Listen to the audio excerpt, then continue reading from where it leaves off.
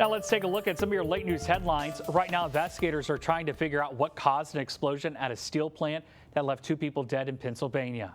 Just before 11 a.m. today, the first calls came in after an explosion inside what's known as a reversing room, which regulates the massive ovens at the plant, leaving behind a gaping hole in the building. Several people were trapped inside.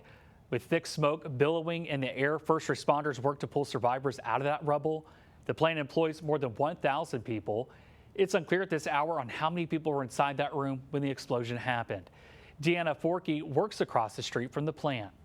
Our door blew open at the same time, and when I looked up and actually looked out the window to, notice, I saw all the black smoke. At that point, I realized, there was an explosion over there. It wasn't normal.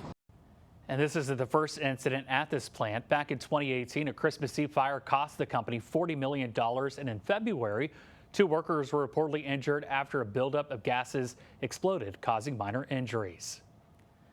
President Trump announced today that he is placing Washington, D.C.'s police department under federal control and deploying the National Guard to help combat crime and remove homeless encampments. The president says he was declaring a public safety emergency, although police data shows violent crime in Washington is down 26% over the last year and homicides are down 12%. Secretary of Defense Pete Hegseth says National Guard troops will be on D.C. streets in a matter of days. This comes ahead of President Trump's called high-stakes meeting with Russian President Vladimir Putin in Alaska on Friday to discuss ending the war in Ukraine.